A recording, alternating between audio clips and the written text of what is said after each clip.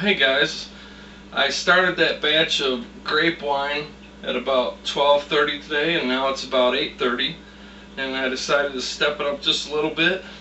I'm going to make some hard cider essentially, or apple wine. The only difference is I don't have quite enough apple juice, so one of them is going to be pure orange juice. And again, all these juices, the only thing they have in them other than juice is ascorbic acid. Now I'm still running a little short, so I'm going to use some applesauce as well. And this applesauce has high fructose corn syrup in it, and that may cause some bubbling problems, we'll see, but I'm just going to go for it. So I'm stepping it up just a little bit, where in this case I have a 5-gallon glass carboy to do my fermenting in. I have an actual airlock which goes in the top to allow the CO2 gas to escape. And I went ahead and sterilized everything, including my measuring cup and this stainless pot, with this sanitizer. That's a food safe sanitizer. So we're just going to go ahead and get started. We'll take and pour all this apple juice in, and hopefully we can.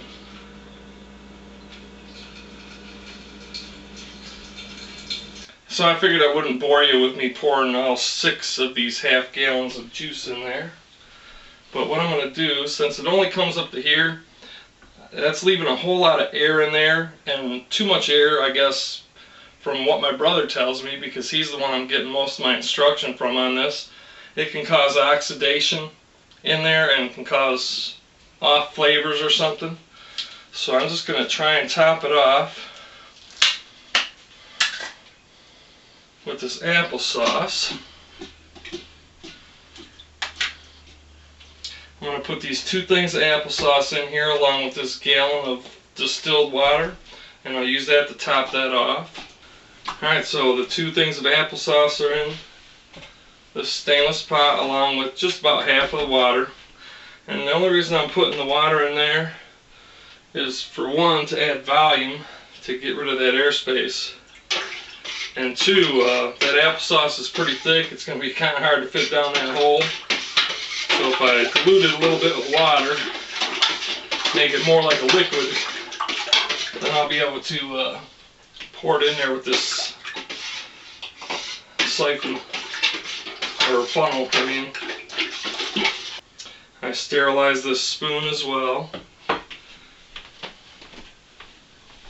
we'll just go ahead and keep it rolling. Now we're just going to feed this in.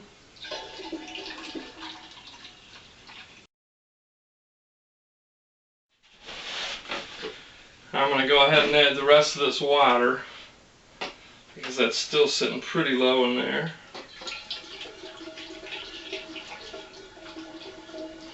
Now, me putting the water in is my own doing. Whether this affects it negatively or whether it makes no difference, we'll find out.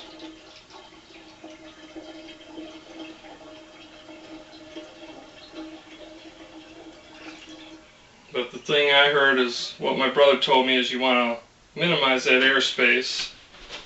You want to leave some air in there so it can foam and work. Now what we're going to do, just so you know, we're really still not using anything special here to do this.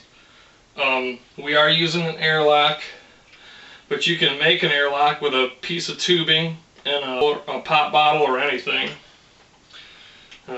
If you want to see how that's done, just ask, and I can make a video on how to make an airlock, because I'll probably end up making one. Now what we want to do, since we got just over 4 gallons of liquid in there, we want to add 2 cups of sugar for every gallon of liquid. And what that's going to do is increase the alcohol content. And make it more like wine versus beer. or versus a low alcohol beer anyway.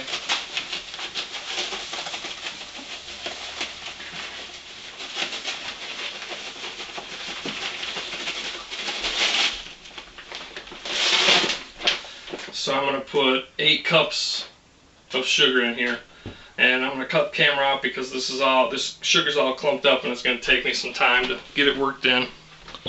Alright, so that sugar was kind of a pain to get down that little bitty funnel. If you got a bigger diameter funnel, that would probably be better because that sugar tends to clump up. I used this wood skewer to kind of poke it down in there, and no, I didn't sterilize that, but too late now.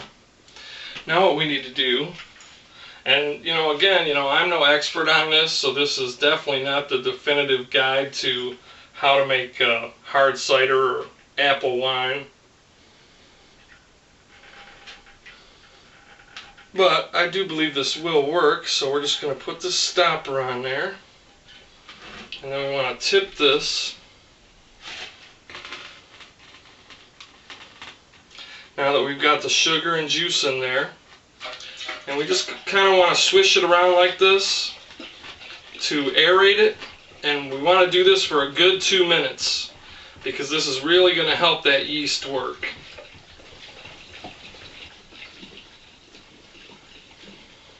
Alright, that's a good 2 minutes right there.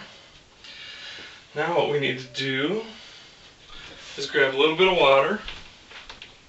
Well, actually, first what we're going to do, I'm just winging this. Don't have an instruction book. Now that we've aerated that, we're going to go ahead and put our yeast in there. Now this yeast is past its expiration date.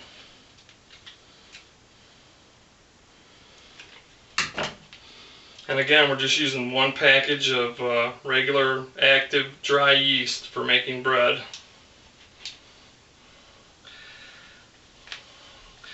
But really, I should have tested this yeast to make sure it was still active and working.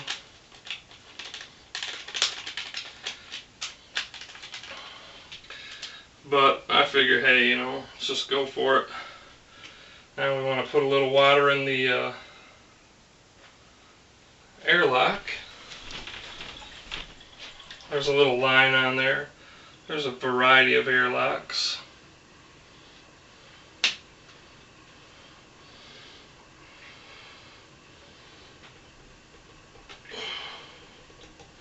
And just kind of snug that up in there. And that's it. Alright, so I got that all mixed up and ready to go. Now I'm going to take a towel, because we want to keep this in the dark as much as possible. And I'm actually going to take this and sit it on the floor in my bedroom where it's about 65 degrees. A nice, even, controlled temperature that doesn't fluctuate up and down. Keep it in the dark, and this should start bubbling within a day or so. And like I said, within 2 weeks we should have wine. And then what we're going to do, though, is run it off into a secondary. This is what you would call the primary. We're going to run it off into a secondary container and make sure and get all that excess yeast, sediment, whatever's in there out to settle out, so we'll have a nice clear wine. That's probably my brother right now. I just called him for some help on this.